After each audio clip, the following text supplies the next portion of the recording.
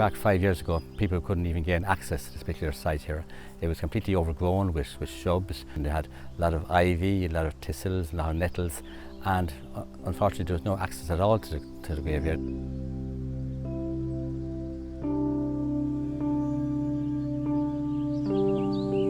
The graveyard itself is the Holy Trinity graveyard here in the core of the village of Mount Temple. It's a listed graveyard, and it's also a closed graveyard. Back in 2014, a kind of a core group was set up with the intention of cleaning up the graveyard, making it more accessible for the public to come in to see.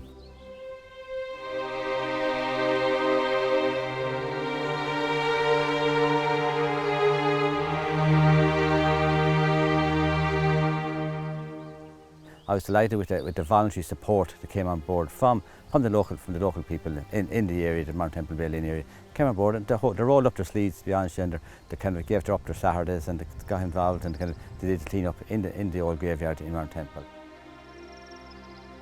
In the church itself, the first historical records are to the early 1300s in ecclesiastical taxation affairs, where they mentioned the church here. We also later, over 100 years later, in 1406, we have a reference to the fact that the church itself was attacked and destroyed and burnt when the Gaelic Irish came in and destroyed the church. Probably fell out of use, and the site would have probably continued in terms of burials, but the next church, the more recent one, would have been constructed in the early 1800s. That itself was destroyed within the last 70 or 80 years, and today if you come on here you see the low basal footprint of the large structure itself.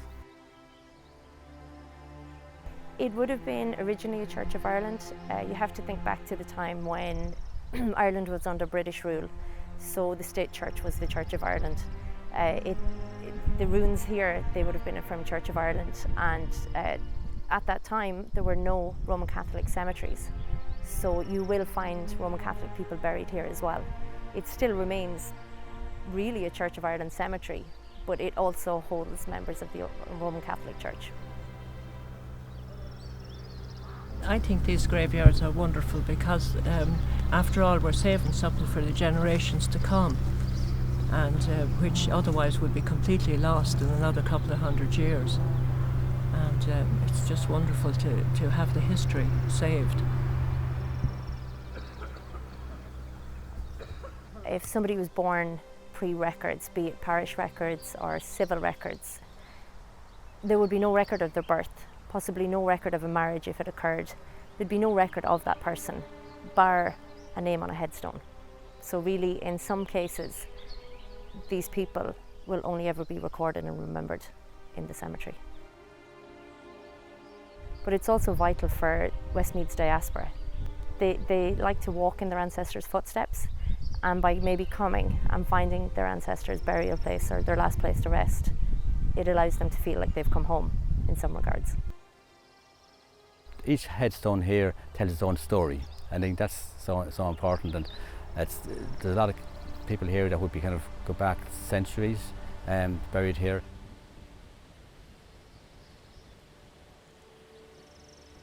There are quite a few significant families, but there are some really that are, come to mind quicker than others.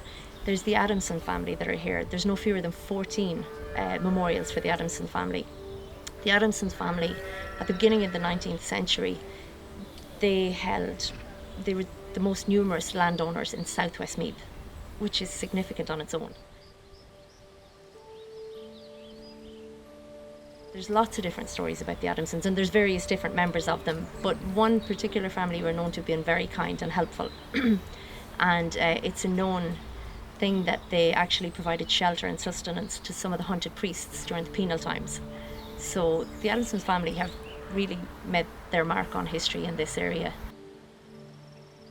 There's a lady buried over here, her name would be Frances Cummins. She'd be the beloved wife of William Cummins, and he would be the Deputy General Inspector of the military hospitals. And Frances was a very strong lady in that she used to kind of always helping the poor and helping people in that Athlone area. And unfortunately she contracted a contagious disease, which as mentioned, as could be cholera, and she passed away when doing that work and helping the poor in Athlone. One of the members of the Gray family are buried here, Thomas T. Gray. He was the vice provost in Trinity College in Dublin between the years 1916 and 1924. That alone speaks volumes about the type of family that they were and how influential they were. And they're buried right here in this graveyard. There's another kind of memorial over here. It's called the Bracken Memorial. It would be the largest memorial in the graveyard. And the Brackens would be Catholics, they would have been, and go back between 1715 to roughly about 1824, around at that time frame, they would have been buried here. They had about 200 acres of land, which was unusual for a Catholic family to have that amount of land at that particular time. They come from the Castledaly area, and there's a church in Castledaly, and they would have funded and provided funds and erected the bell in the church. So that bell is in recognition as the Bracken family. There is the Hudson family. They have links to Tyford House. They were also one of the larger agricultural families and would have shaped the way this place now looks today. Some of the other pieces of interest, which is the wall here I'm sitting on of the graveyard, and incorporated in that is a lovely 9th to 10th century early medieval slab, which would have been a grave slab and was probably not from the graveyard itself here, but brought in at a later stage and kind of incorporated into the wall.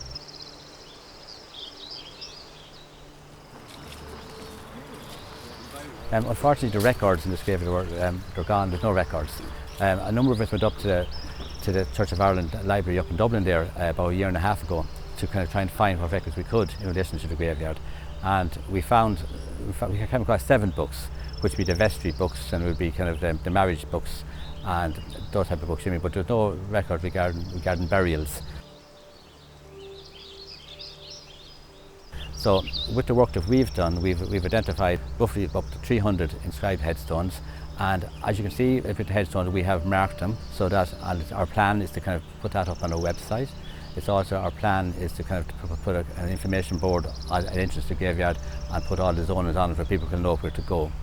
But we do get a lot of queries and questions from people, say from our diaspora, in relation to the graveyard here, who are trying to find where their loved ones are being buried. If you're lucky and a graveyard has been preserved or conserved in any way, and if you're lucky enough to be able to tell them to be able to go out, to go in the gate, turn left, and they're going to find that, they'll generally come back and express their gratitude immensely. It's a really big thing for people to be able to come back and find people in the graveyard. There's a lot of local interest as well. There's a lot of plots here would be kind of from local people whose family members buried here. The denominations here would be Catholic burials, there would be Church of Ireland burials, and there'd be Quaker burials here within the graveyard. So there's a combination all round of this. I have granny and grandfather buried here. They had me back, and now their little brother died at infancy. Granny died here in 1942, I think. Over time, records have been lost for various reasons, and that is sad, and not just in Holy Trinity Graveyard, but in other areas as well, the records have been lost. But that's why we would like to kind of provide that information for the future generations, because really it's only passing through time we are at the moment, and that's all we're doing here, and that's all I'm doing. And it's like to leave something for the next generation and the generation after that. It's a sense of belonging, I suppose, especially for somebody that has been born and reared in America, for them to learn that they were from County Westmeath in Ireland. They want to try and learn more. The majority of people that would come would say they get a sense of home when they come here, and they'll have had grandparents that would have told them stories and talked about times in Westmeath when things were very, very different than they are now. And by maybe coming and finding their ancestors' burial place or their last place to rest, it allows them to feel like they've come home in some regards.